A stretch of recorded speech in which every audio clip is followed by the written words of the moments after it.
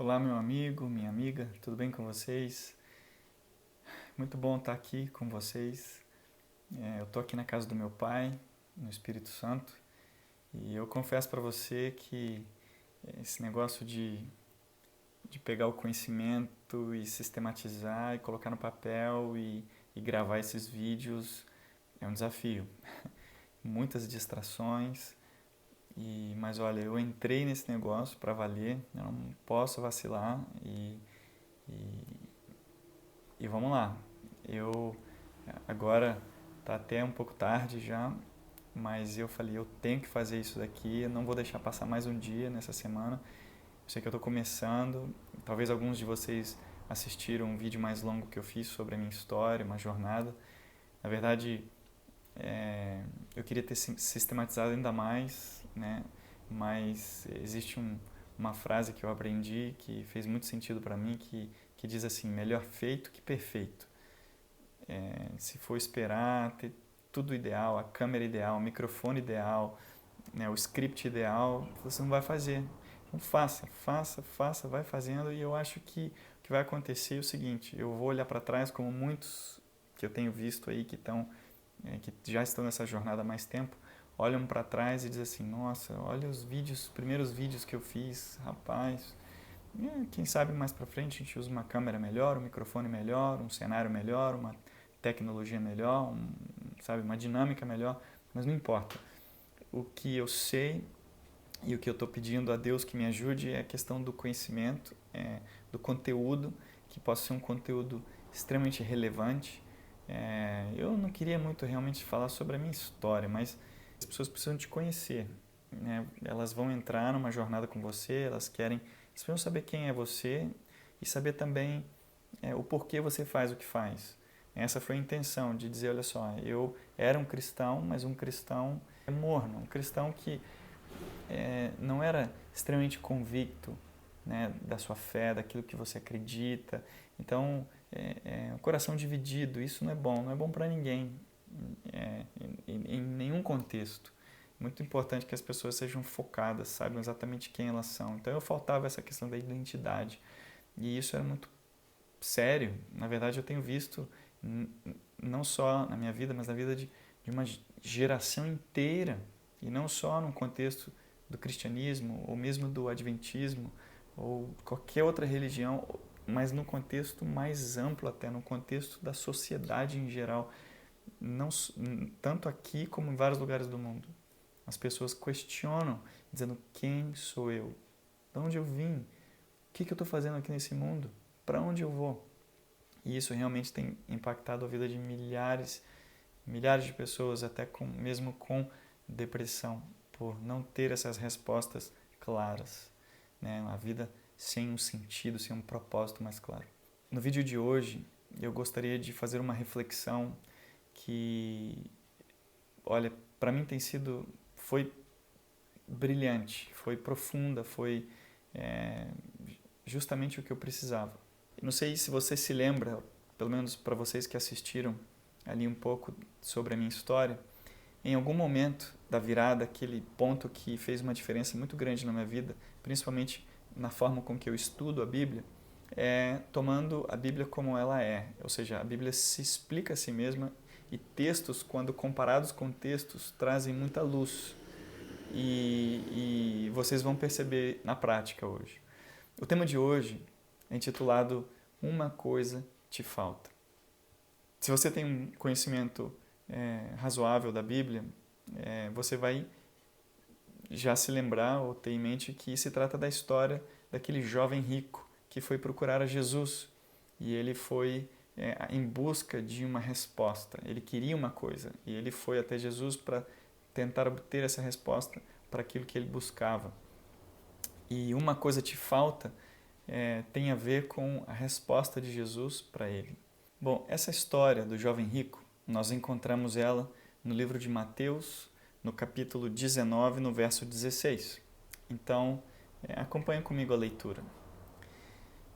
E eis que, aproximando-se dele um jovem, disse-lhe, Bom mestre, que farei para conseguir a vida eterna? Jesus responde, se queres, porém, entrar na vida, guarda os mandamentos. Disse-lhe ele: quais? E Jesus disse: não matarás, não cometerás adultério, não furtarás, não dirás falso testemunho, honra teu pai e tua mãe, e amarás o teu próximo como a ti mesmo. Disse-lhe o jovem: tudo isso tenho guardado desde a minha mocidade. Que me falta ainda? E agora, emprestando de Marcos, do relato de Marcos, que eu acho que a resposta é melhor no livro de Marcos, e Jesus, olhando para ele, o amou e lhe disse: falta-te uma coisa. Vai, vende tudo quanto tens e dá aos pobres, e terás um tesouro no céu. E vem, toma a cruz e segue-me. Bom, não sei se você percebeu, nesse relato você tem um jovem, ele é rico, no livro de Lucas ele é chamado de príncipe, e essa história ela é conhecida como a história do jovem rico, não é à toa, e ele era uma pessoa aparentemente boa. Você percebe que ele tem valores, tem princípios, ele tem uma noção de certo e errado, da lei. Ele diz que, baseado na resposta de Jesus, no relato que ele diz sobre os mandamentos, ele diz: mas eu tenho feito isso, desde a minha mocidade. Então ele é uma pessoa religiosa, e só que o seguinte, ele tem um vazio. E também é notável. Primeiro, ele vai atrás de Jesus, ele está inquieto, ele precisa obter uma resposta. Se ele já soubesse, ele não iria atrás de Jesus. Você percebe que quando Jesus dá a resposta, guarda os mandamentos, ele continua: mas qual deles? E Jesus, então, recita ali alguns deles, e ele disse: mas isso eu tenho feito. O que mais? O que mais? O que falta?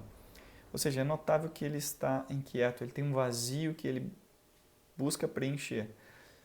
E mesmo sendo rico, mesmo sendo religioso, mesmo tendo talvez uma boa reputação, que seja, ele está inquieto. Então isso se nota no relato. E tanto é que ele vai atrás de Jesus.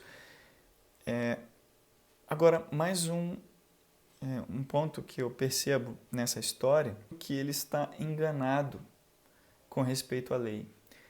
Tá certo que Jesus não recita toda ela ali, os 10 mandamentos, mas ele tira ali alguns dos 10 mandamentos e diz, você viu lá, não matarás, não cometerás adultério, não furtarás, não dirás falso testemunho, honra teu pai e tua mãe.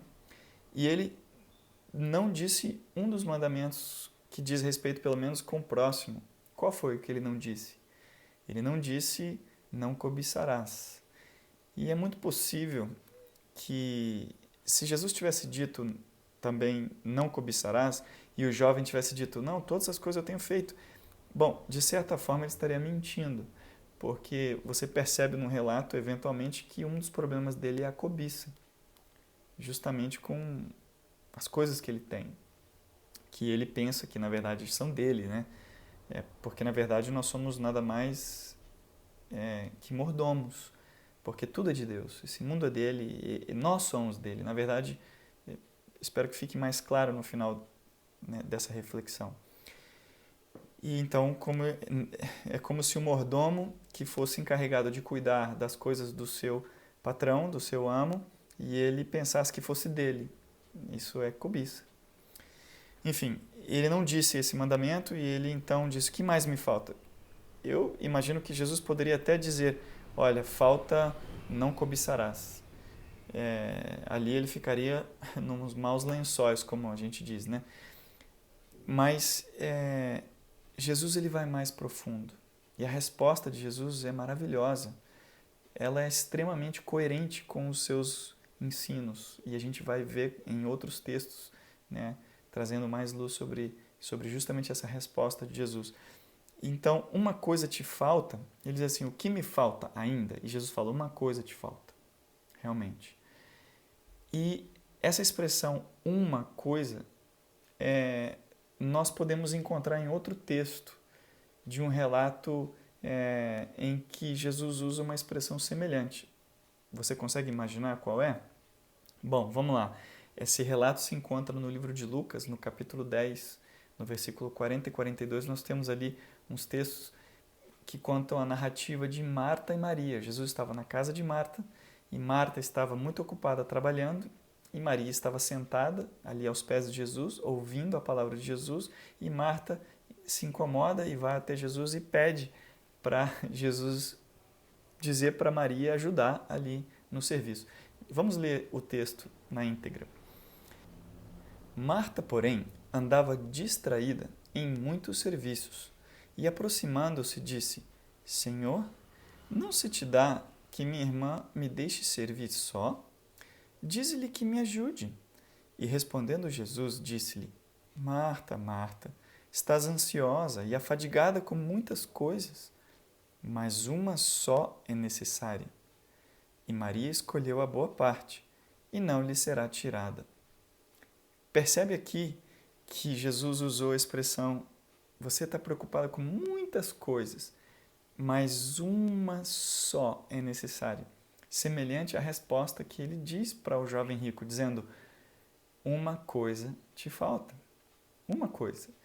Aqui, a expressão de Jesus para Marta, ela ainda é mais extraordinária, porque no caso do jovem rico, poderia-se dizer que ele teve muitos requisitos, ele se preenchia vários requisitos, mas faltava um de muitos. Ele tinha a lei, ele guardava, ele não adulterava, ele não matava, ele não mentia, ele certamente cumpria as leis religiosas, dava o dízimo, enfim, mas faltava uma coisa. Mas note que aqui ele diz que uma coisa só é necessária. Não é que estava faltando algo, mas dizendo que de tudo que pode ser feito, existe uma coisa que é importante, que é primordial, que é principal. E o mais extraordinário da história é que Maria escolheu a boa parte e ainda disse que não seria tirado dela. Agora, o jovem rico teve essa oportunidade também de escolher. Mas a gente sabe que a história não termina muito bem, porque ele vai embora triste. E nós vamos ver que essa tristeza ela está em pleno contraste com quando alguém escolhe o outro lado. E possivelmente Maria estava muito feliz ali, né, com Jesus. E o que é que Maria escolheu? O que é essa boa parte que Jesus fala? E o que é essa única coisa que ele disse que é necessário? Bom, voltando para o texto, um texto antes do relato que nós lemos, encontramos no verso 39 o seguinte relato. E tinha esta uma irmã chamada Maria, está falando de Marta, a qual, assentando-se também aos pés de Jesus, ouvia sua palavra. Isso aqui é fascinante. Já começa a trazer mais luz ao texto. Aonde estava Maria? Ela estava aos pés de Jesus. Ela estava fazendo o quê? Ouvindo as palavras de Jesus. E você já imaginou que aqui poderia estar o segredo da vitória? Aqui, nesse relato? Uma coisa necessária, ele falou. E Maria encontrou essa coisa. E o texto diz que Maria estava aos pés de Jesus, ouvindo a sua palavra. Eu gostaria de levar você a outro relato, voltando mais no passado, lá no tempo do povo de Israel, no livro de Deuteronômio, no capítulo 8 e no verso 3, Deus fala uma coisa através de Moisés que é muito significativa. Tão importante é esse texto que Jesus vai citá-lo lá no futuro, quando ele está aqui na terra presente, sendo tentado por Satanás. E olha só, o texto diz o seguinte: assim, ele os humilhou. E olha só, esse texto, Ele, na verdade, o livro de Deuteronômio está fazendo um repasso dos 40 anos que o povo estava no deserto. Então agora Deus está repassando a história para essa nova geração, né? Ali viveram uns de 20 anos para baixo, então muita gente nasceu ali no deserto, né? As pessoas que tinham ali seus 15 a 20 anos cresceram, casaram, fizeram famílias, tiveram filhos, e agora Deus está repassando a história antes deles entrarem em Canaã. E Ele está dizendo, olha, lembra de uma coisa, que Ele os humilhou e os deixou passar fome, mas também os sustentou com maná que nem vocês, nem os seus antepassados conheciam, para mostrar-lhe, para te ensinar, para fazer você saber, para você entender que nem só de pão viverá o homem, mas de toda palavra que procede da boca do Senhor. Percebe aqui um paralelo com a história que nós acabamos de ver de Maria? Que o homem não vive só de pão. Ou seja, existe algo muito mais importante do que o próprio pão que sustenta a vida. E é o quê? A palavra que sai da boca de Deus. Mas percebe-se que ele diz não só a palavra. Existe uma palavrinha aí que eu gostaria de ressaltar, que ela vai ter um papel muito importante nesse nosso estudo, nessa nossa reflexão. E é a palavra toda. Não é só um pouco da palavra, mas é toda ela.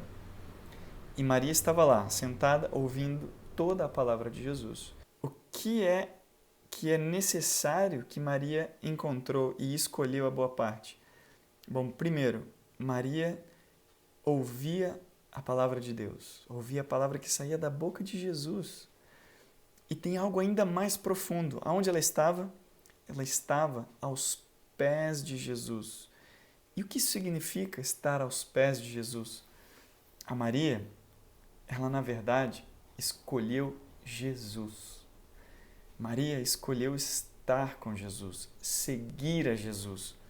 E deixando a Bíblia falar por si só e se explicar a si mesma, nós podemos colocar outros textos que vão trazer ainda mais luz com respeito ao que a gente acabou de ver aqui com Maria escolhendo Jesus. Veja como ela é coerente. Em 1 João 5,12, João diz o seguinte: quem tem o Filho tem o quê? Tem a vida. Quem não tem o Filho de Deus não tem a vida. Não é impressionante isso? Que coerência! Jesus, ele ofereceu a si mesmo para o jovem. Por quê? Porque ele é a vida. Numa ocasião em que Jesus estava com seus discípulos, ele disse: eu sou o caminho, a verdade e a vida. Ele é a vida.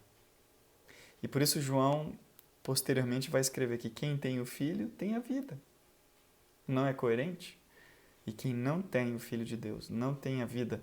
É tão coerente que Jesus mesmo, nas suas próprias palavras, na oração registrada no livro de João, no capítulo 3, no livro de João, no capítulo 17, no versículo 3, ele diz o seguinte: e esta é a vida eterna. Ou seja, esta é a vida eterna. Qual é a vida eterna? Bom, o jovem rico fez essa mesma pergunta: o que eu faço para herdar a vida eterna? Jesus respondeu de um jeito que ele precisava ouvir. E agora Jesus está dizendo de outra forma a mesma resposta, dizendo que a vida eterna é que te conheçam, ou seja, falando de Deus, o único Deus verdadeiro. Jesus está orando ao Pai, né? Que te conheçam, o único Deus verdadeiro, e a Jesus Cristo, a quem enviaste. Então, qual é a resposta para o jovem rico? Ele dizendo: Senhor, o que eu faço, bom mestre, para herdar a vida eterna? Jesus podia dizer para ele assim: você precisa me conhecer, conhecer a Deus.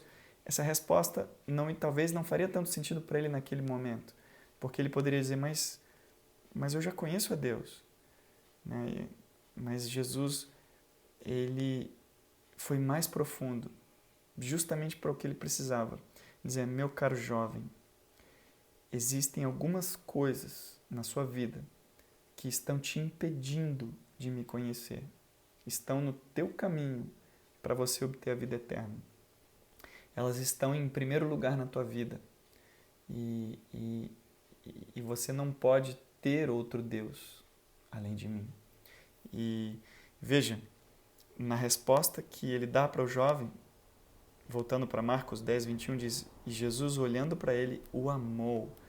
Ele disse, olha, Jesus leu o coração dele, viu da sua disposição, da sua intenção, talvez viu o seu potencial, como que ele poderia, na verdade, ter uma vida extremamente vitoriosa ao lado de Jesus, sendo um grande servo de Deus, um evangelista, um líder ou o que fosse. Jesus viu nele possibilidades que a gente não consegue enxergar.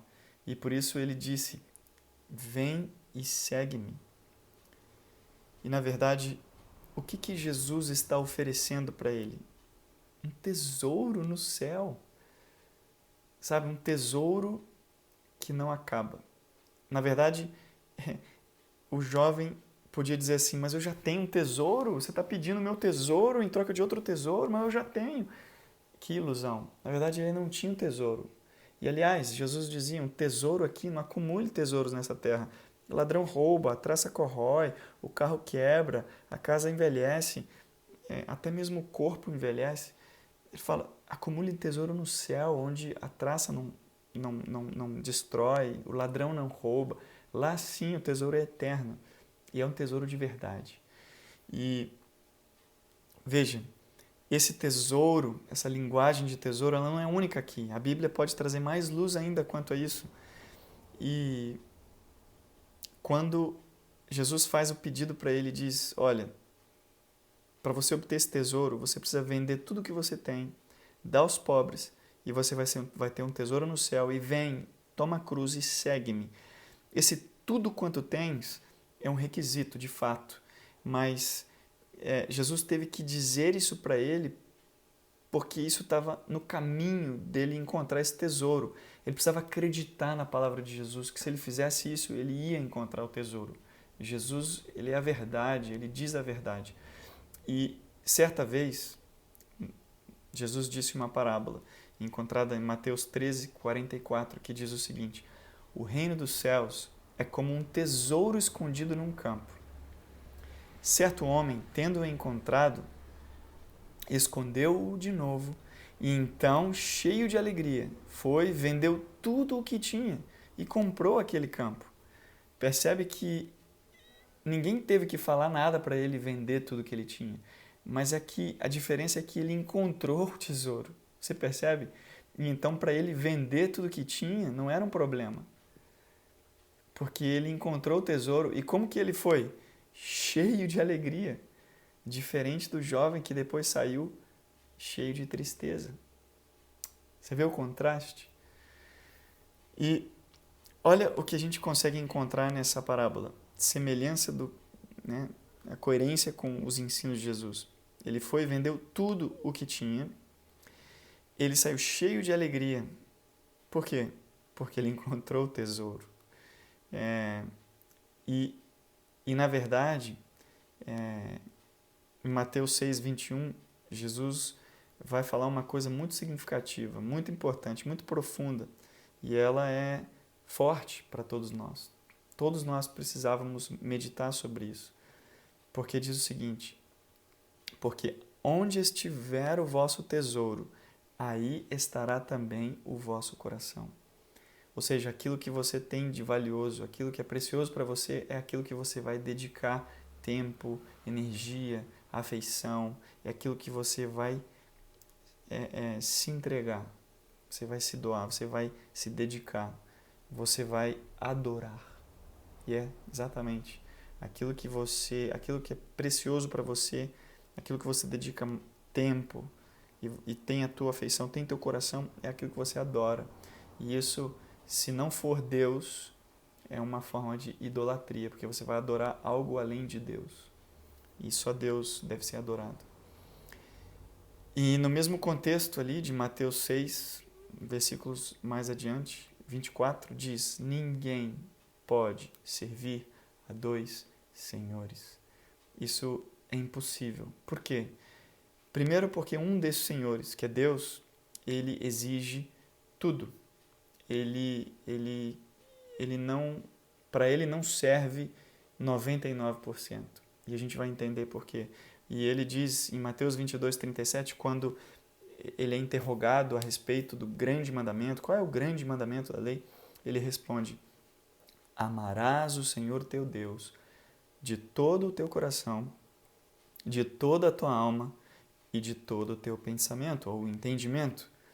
Amarás o Senhor de teu Deus de todo o teu coração, de toda a tua alma, de todo o teu pensamento.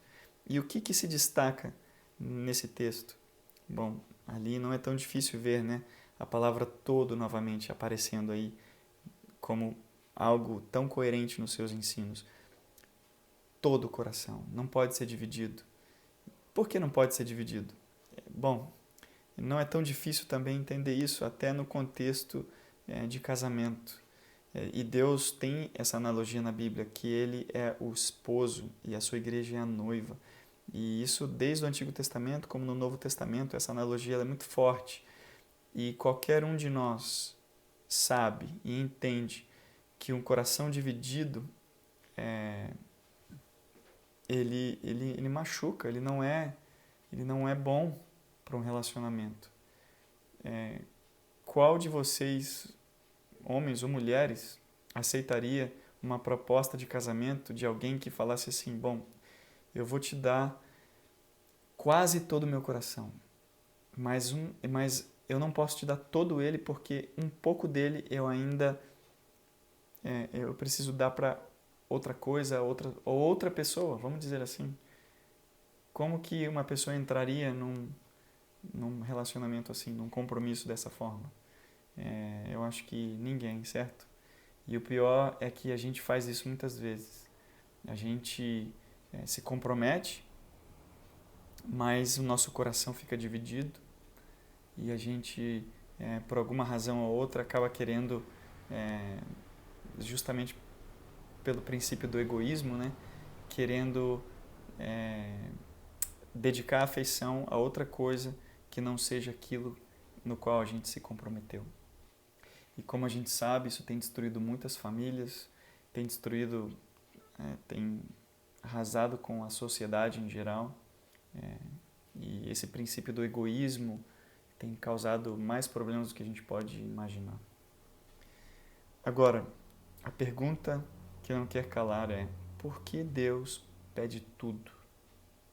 Bom, a gente já veio respondendo um pouco essa pergunta, mas talvez a resposta mais clara seria que Deus ele pede tudo porque Ele também deu tudo. E Ele deu tudo mesmo. É bem possível que você conheça o texto, um dos textos mais famosos da Bíblia, que diz: porque Deus amou o mundo de tal maneira que deu o seu Filho unigênito, único, para que todo aquele que nele crê não morra, não pereça, mas tenha a vida eterna. João 3,16. E ele tanto deu tudo, e isso se você consegue enxergar em outros textos também, né? Gálatas, que diz que Jesus nos amou e se entregou a si mesmo por nós. Mas existe um outro texto em Romanos 8, no verso 32, que é assim impressionante. Romanos 8,32 diz: aquele que nem mesmo a seu próprio filho poupou, antes o entregou por todos nós, como não nos dará também com ele todas as coisas? Você conseguiu captar a dimensão desse texto? Aquele que nem mesmo a seu filho entregou, ou seja, ele entregou tudo. Quando você entrega a si mesmo, o que mais você pode entregar? Não tem nada mais. Você entregou tudo, você entregou você por inteiro. E aí você, com isso, vem com todas as coisas, vem com tudo que tem no pacote, né? Se eu sou um milionário e eu me entrego toda a minha esposa, ela tem tudo que eu tenho. Tudo é dela. Por quê? Porque eu me entreguei todo. Deus entregou tudo. E ele diz ainda mais: se ele, que nem mesmo a seu filho poupou, antes entregou por todos nós, como também não nos dará com ele todas as coisas? Ou seja, tem alguma coisa que Deus pode não nos dar, ou seja, segurar, se é para o nosso bem? ou seja, não, reter, né, a palavra que eu estava buscando, não tem. Ele já deu tudo, ele já deu o que tinha de mais precioso. Então, na verdade, isso é para nós uma vergonha. É uma vergonha, é uma mesquinhez da nossa parte muito grande. A gente querer dizer, não, Senhor, isso não, isso aqui é meu, isso é meu. Quando, na verdade, nada é nosso, nós estávamos mortos. Você já parou para pensar, a gente retendo aquilo que não vale nada? Né? E ainda mais ao analisar que ele tomou o nosso lugar, a gente merecia era a morte, a vida não é nossa. Isso é tão claro e tão óbvio que a gente não é dono da nossa vida. Nem todo o dinheiro desse mundo pode impedir que uma pessoa morra. Tá aí, as pessoas vivem com medo e botam segurança e câmera e carro blindado e tudo mais, e faz plástica e toma remédio e faz tudo que a medicina pode dar para a pessoa viver mais e prolongar essa vida ilusória que ela tem de prazeres e de conforto e de luxo, quando na verdade não adianta, ela morre. E muitas vezes morre antes, precocemente. Por quê? Porque a vida não é nossa. Não é nossa. Quando, na verdade, Deus quer nos dar um tesouro e ainda mais muita alegria. Aquele que encontrou o tesouro, ele estava explicando que quando encontra, ele sai cheio de alegria. E a gente buscando felicidade no lugar errado. Quando, na verdade, Deus tem um tesouro para a gente. Você não acha isso impressionante? Eu acho impressionante demais. É tão impressionante que Jesus disse aos seus discípulos, isso a gente vê lá em Mateus 16, no verso 24 a 26, ele diz para os seus discípulos assim: então disse Jesus aos seus discípulos, se alguém quiser vir após mim, renuncie-se a si mesmo, tome sobre si a sua cruz e siga-me. Porque aquele que quiser salvar a sua vida, perdê-la-á. E quem perder a sua vida por amor de mim, achá-la-á. Pois que aproveita o homem ganhar o mundo inteiro e perder a sua alma? Essa última parte aqui é ela que realmente ela é pesada, ela é profunda, ela é digna de muita meditação e reflexão. E dizer, gente, será que vale a pena, mesmo que eu ganhe o mundo inteiro, quando na verdade ninguém tem o mundo inteiro? Tem alguns que parece que são donos do mundo, mas nem sequer são donos do mundo. E nem são nem da própria vida, nem dos próprios filhos, nem do cônjuge. Sabe? Quanto mais do mundo inteiro. E mesmo se fosse, ele fala, que valeria, o que aproveita o homem ganhar o mundo inteiro e perder a sua alma? Muito profundo, não é? E eu espero que essa reflexão possa nos ajudar muito a pensar, a refletir sobre aonde está o nosso coração, sobre essa oportunidade que Deus está dando para nós de poder saber aonde está a verdadeira felicidade, para a gente parar de procurar no lugar errado, para nós entendermos o que é que Ele nos oferece. Ele oferece a si mesmo. Quando Ele diz, segue-me, Ele quer que a gente o siga. E é assim como Maria, aos pés dele, bem de pertinho, e ouvindo a sua palavra. Ele dá o segredo da vitória. O segredo está aí, segui-lo de pertinho, ter uma comunhão bem íntima com ele, sentar aos pés dele, ouvir a sua voz, que está na sua palavra, e assim, ao meditar cada vez mais sobre o seu amor, porque é isso que a Bíblia é, uma revelação do seu amor, de diversas maneiras ele nos diz, eu te amo, para que a gente possa também ter essa reciprocidade, para que esse amor possa nos contagiar e em nós, de nossa parte, possa surgir também o amor para com Deus e para com o próximo, porque amor gera amor. A Bíblia diz que nós amamos porque Ele primeiro nos amou. E se Ele primeiro nos amou, ou seja, a sequência é essa. Primeiro, vem primeiro, número 1. O amor, então, vem como uma resposta do seu amor. E a gente não tem como amar se a gente não conhecer esse amor. Por isso Jesus disse que a vida eterna é conhecer a Deus, conhecer a Jesus. E para conhecer a gente precisa dedicar tempo. E é isso que é a minha intenção, é a gente passar tempo juntos, passar tempo meditando a palavra de Deus. Eu sei que existem reflexões curtas que a gente pode fazer, muitas coisas que a gente pode pegar e se alimentar e aquilo nos ajudar no dia a dia, mas realmente tem momentos que a gente precisa sentar, a gente precisa ouvir de verdade, meditar, a gente precisamos nos alimentar da palavra de Deus, assim como estava Maria quando Jesus disse que ela escolheu a boa parte e que nem seria tirado dela.